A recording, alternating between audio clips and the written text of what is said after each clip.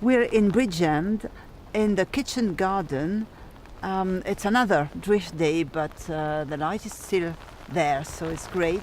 Will be a bit wet, but we don't mind. That's what we need for vegetables, don't we? We are with Chris, who is in charge of this garden, and she's going to tell us the fascinating story of this garden. Chris, when did the whole thing start? The project started, the seed was sown about 9 years ago. There was a move on the island to try and give people a better diet, to produce more vegetables. It was linked at that time to a move towards building a new community hall, and Mr. Tom Friedrich from Islay House, who owns Islay House, very kindly agreed to lease the garden for a peppercorn rent over a long period.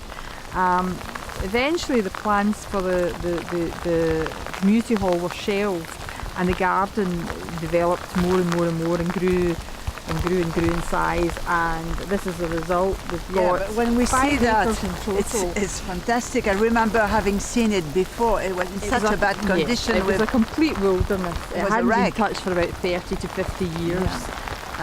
But it is the old original kitchen garden which would have belonged to the house. It would have fed the house and most of the estate workers as well. So we've got 5 acres plus a shrubbery and an orchard. So it's a huge area to deal with. We planted the first crops, we did all the infrastructure, all the putting in water and drainage, and then we planted the first crops, which were potatoes, on the 1st of May this year. So really all the work you see here, the garden, what's left to grow is really only 6 months worth of work. So it's our first season, it's been a short season, but it's been very, very productive and very, very positive. And very popular. So, but that kitchen garden is a bit special. It's not only to produce vegetables for the locals to buy or for the hotel, but it also has another goal. Well, it's a community garden, and by that we mean that the whole community should benefit from it. Everything from maybe the elderly people who can't get out and about. It's a microclimate in here, it's sheltered, it's a pleasant place to come. So we have this infrastructure now of paths, there's wheelchair access, children can use it, we have tubs for them to plant up, and that way they can see where their food comes from. They can sow carrot seeds or lettuce, and then they can come look after them, and then they can take it home and eat it. That's fantastic. So that's the plan, is to get every member of the community involved in it. All sorts of groups can benefit from horticulture. People with disability, people with learning disabilities, people who are retraining, people who have addiction problems, the elderly. It's actually been shown that people with Alzheimer's respond very favourably to scents that maybe like lavender, which maybe reminds, or pinks, that reminds them of cottage gardens when they were children, and it brings back memories for an them. aromatic garden would be great. And also we can there's something we can do. It's green gym. I've just heard about that. So if you want to exercise yourself, you come to the garden, you dig your vegetables, and you just pick up your vegetables and you exercise. That's what we're going to do now, because we want to buy some root vegetables, especially, which will go so well with our food, with Whisky.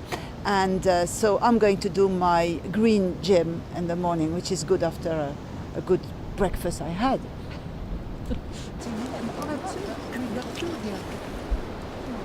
Oh, so do I.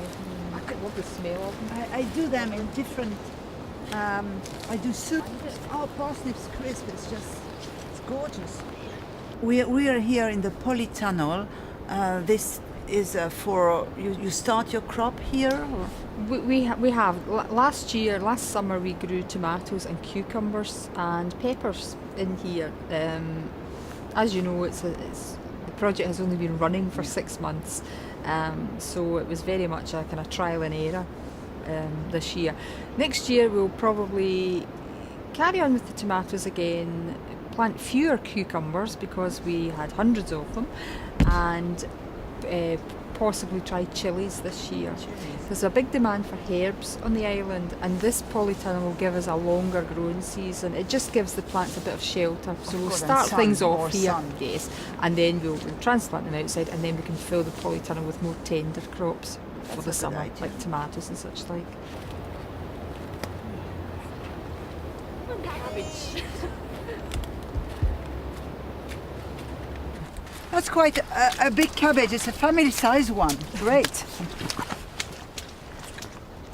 This tunnel is also used for training young kids, teach them how to garden. Yes. We take kids from the local high school who have shown an interest in horticulture, and this gives us a sheltered environment to start them off, to teach them how to pot on and how to sow seeds and how to prepare a seed bed and such like.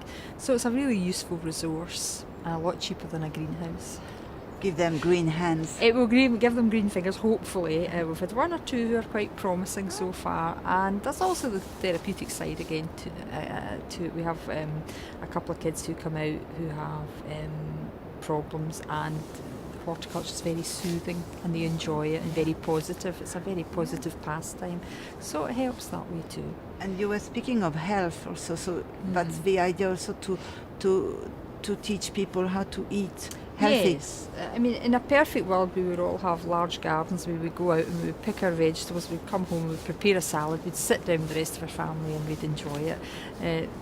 21st century life isn't really like that, but it would be lovely to have children realise where their food comes from, and possibly show the parents how easy it is to grow container veg. I mean, you can grow carrots in old tin cans and things, and they're perfectly fine, and children love to see that. My children enjoy it. Every child I've ever met loves to plant a seed and see it flourish. Absolutely. It's just something they enjoy, and it benefits them, because if they know where the food comes from, they'll have an interest in food, and if they have an interest in food, they'll want good quality produce, and that's what we're hoping to foster here. So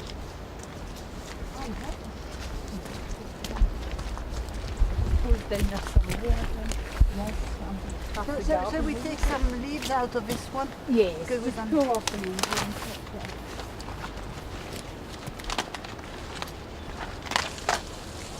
Although that would be good to present my scallops, maybe.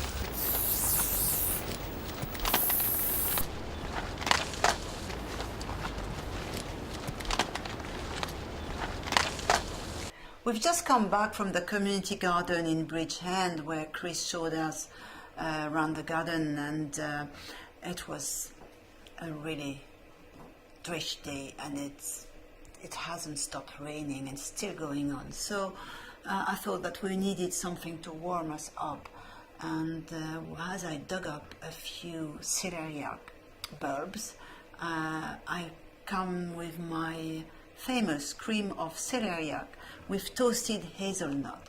With that, we need a peated whiskey anyway. Could be a Lagavulin 16, but I think Caol Ila 12 will be a better choice, because in Caol Ila I get this earthy touch, sort of moss and even wet pebbles. It's like it's a rainy day drum, really. You find all the aromas you would find if you were walking along the beach with, or even in the woods, and with a good windy breeze of marine. It's not iodine. It's more. It's softer than that. It's not iodine. It's like wet sand and seashells and all that. So you've got all that in a glass, and now in the plate you'll have the cream of Celeraic. So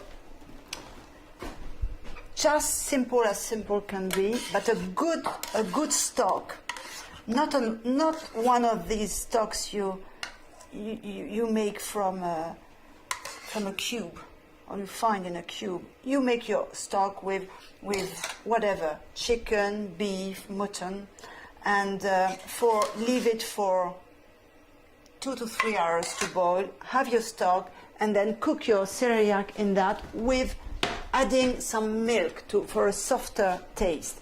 Now here it is, and I have whipped some cream, and the trick is to have the whiskey in the cream. And, well, chefs do that sort of quenelle, but I'm not very good at doing it. But